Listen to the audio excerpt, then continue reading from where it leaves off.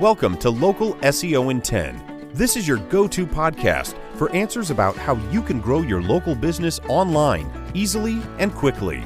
Brought to you by local SEO experts Magnified Media in Walnut Creek, California.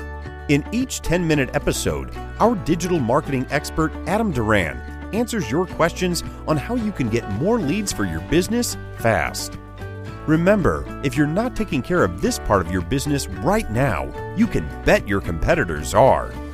And now, here's our host with the questions, Jamie Duran, and our expert with the answers, Adam Duran. All right, Adam. Hello, Jamie. All right, another episode of Local SEO in 10. How are things out in East Contra Costa County? Well, we're still under the shelter in place. Mm-hmm. So I think I've driven my car a total of 2 times maybe in the last week or so. Nice. And doing a lot of exercising and trying not to get really fat. Yeah, that's the COVID spread, I think, is it's going to be the next health crisis. But yeah, the COVID muffin top. That's what I mean. Oh, my gosh. But at the same time, you're not eating out as much, or at least we're not eating out as much. So yeah, definitely. But keeping along with the theme of the shelter in place, not working in your business, but working on your business. Today, I wanted to talk about something that I think every local business needs to start or improve, and that's their newsletter. Yes, newsletter. So a newsletter can do a ton for your business. So today we'll go through just some benefits of doing one on a regular basis and how to do them so they actually bring you more business. Okay? Are you talking the paper, old style, mail, stamp, stuffing envelopes newsletter? No, the paper airplane that gets no. I shudder when I get those in the mail still. Yes, I don't understand those. But anyway, what I'm talking about, obviously, is the email newsletters that we all get. And the reason we get so many and the reason we get them is because they're effective. I think our email address alone, they calculate it as is at least worth at least $8 per person for your email address. And that means the reason is because when we get those emails, we check them out. And if it's something that interests us, it leads to a purchase or it leads to another bigger purchase, which is really important for local businesses. Okay. Interesting. So one of the first things we want to do is when we have a newsletter, we want to have some kind of email capturing system on our website. And that means not just having a subscribe to our newsletter little thing on your website. You want to have some kind of giveaway, something that you know that your prospective clients are looking for. So that way, when they come to your website, it pops up and it says, hey, would you like this ebook or this PDF about how to do such and such? And that way they give their email address in order to get access. And so what that does is you're not asking someone to marry you on the first date. That email address allows you to build a relationship. So over time, when you're sending out those emails, you are keeping in touch with that prospect.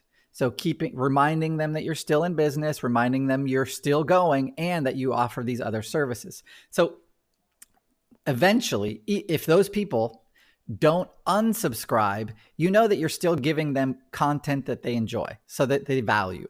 And that means that could lead eventually to a sale where they're coming to you to fulfill that need, or they're even recommending you to their friends. But most places,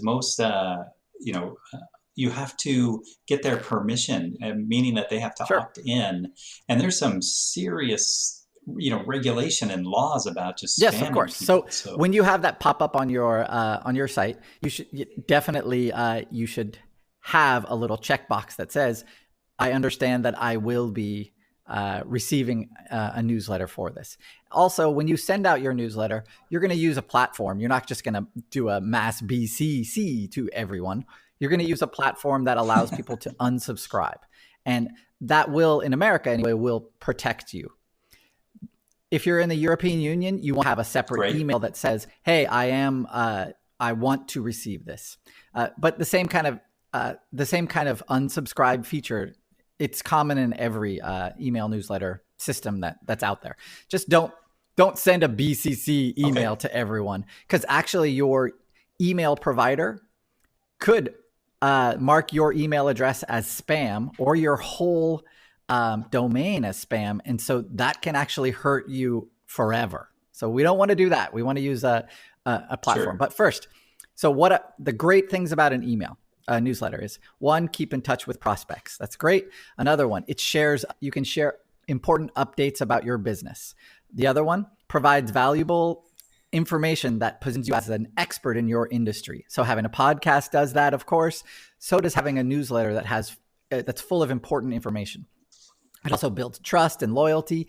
And the thing that I like about email newsletters the best is it allows us to educate our current clients about other services that we provide. They might not be aware of the other things that we can do to help them. So an email newsletter, every time we send one out, we end up with multiple sales from our current clients who say, "Oh, wow, I didn't know that you guys did that. I really want to hear more." Since they already trust us, it's an easier sale to make. And it also adds value to what you're doing for them. And so that's a win-win for everyone. So I love it. I love email newsletters. Okay. Great. So how to do it the best. So there's some best practices. We touched a few of them. You want to use a platform, not your email address. You want to use your platform, like MailChimp. That's the biggest one. I was going to say, what do you mean by mail? Basically it's a way to mass email people and schedule out newsletters. So MailChimp is a good one. Okay. There's a bunch of them on the market. You just want to make sure that you test out their features. Definitely, I prefer MailChimp. Wix, if you have a Wix site, it comes with an email newsletter function, and that's awesome. Either of those, any of the ones, they all are basically the same. So what you want to do, though, you want to make sure that your email is short, meaningful, and entertaining. So short meaning when you have an article, for example, that you think is important, that you've written on your website that you want to share with your email subscribers, you want to just have a snippet of there, the first 3 sentences of that article, and then a read more button. So that read more would push that customer or that email newsletter subscriber to your webpage where they would read that article. Google tracks that, so that helps your SEO. It's great.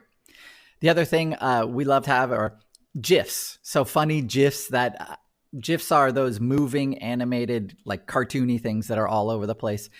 All of those email platforms come with a way to integrate GIFs into them. And so you can use those GIFs as a humorous way to make your email funny and entertaining and informative. Do you have to I know you've talked in previous podcasts about, just grabbing pictures off of the internet. I imagine it's the same process with the animated GIFs, that somebody owns those, right? Yeah, the GIFs are a weird gray area. So it's a good one. I generally try and stay away from anyone who's famous, just out of personal preference, because, obviously I don't have the rights to that. It's weird because this is a gray area. So for some of our clients, we create the GIFs for them. We'll say to the client, "Hey, get in front of your iPhone camera and take a video of you dancing, doing a happy dance," or something like that. So then we can create a GIF from that. There's apps on your phone that can do that too. And actually, those are the ones we recommend most, are ones where it's personalized, where you have the client, the owner of the company smiling and waving, "Hey," and every month changing that up, of course, making it entertaining. So, okay. Another thing, the last thing we want to have on that email newsletter. So you have your GIFs, you have your intro, you have your articles that you've written from your website. We also want to have a link or two to a place where you would love to get a review from that client. So it acts as a reminder. You want to make sure, though, be very careful. If you're linking, you don't want to link to your Yelp page. So Yelp tracks those as well. And if it's a direct link to your Yelp page, your review most likely is going to get filtered. So if you're going to put a link to Yelp, you can do it to the main page and just have a little, hey, search for us on Yelp and give us a 5-star review, or review us. Don't even say give us a 5-star review, but just review us. Review us on Yelp. Yeah, you can do that. Yeah. Same with Google. If you want, you can. Google's not so sensitive about this at the moment. So you can do a direct link to your Google Maps page, or wherever else you want to have a review, Nextdoor, Houzz, wherever. So those reminders are really valuable to your business and can help, because all of those reviews are just gold. Sounds great. And that's anything else you want to leave us with? Nope. That's all. Get to doing your newsletter. It will help you. And during times like this where businesses are closed up, this is still a wonderful opportunity. If you've built up your email newsletter list, those subscribers, if you've done this for a long time, you can have 2,000, 3,000, 4,000 people that you could be sending this to, and getting in front of them and showing them that you're still around and you're still in business. Well, and I think doing it regularly. So how often does somebody have to write, would you recommend they do a newsletter? At least once a month. Wow. I tend not to do, So there are some industries that they want once a week. If you're in the skincare industry, you're offering specials, stuff like that. So anyway, it depends on your business. But I recommend just at least once a month, and just to stay top of mind or refresh that customer's, knowledge that you're still around. Nice. Great. All right. Well, that's great. Great information as always.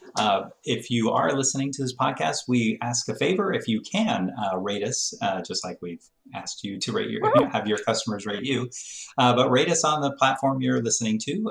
Definitely give us a 5-star rating. And then even more important, share it out to any other business owners that we really appreciate it. That'd be great. That's all for now. Thanks for listening to this episode of Local SEO in 10 with Google local marketing expert Adam Duran. Join us each week for answers to your questions on how to best harness the power of the internet to grow your business. Speaking of questions, got some? Message us through our Facebook page, Local SEO in 10, and we'll be sure to give you your answer on an upcoming episode. This episode of Local SEO in 10 is brought to you by Magnified Media, the leading online marketing agency in Northern California, who invite you to grow your business by magnifying your online visibility and credibility. Visit them on the web at www.magnifiedmedia.com. Magnify your business, magnify your profits.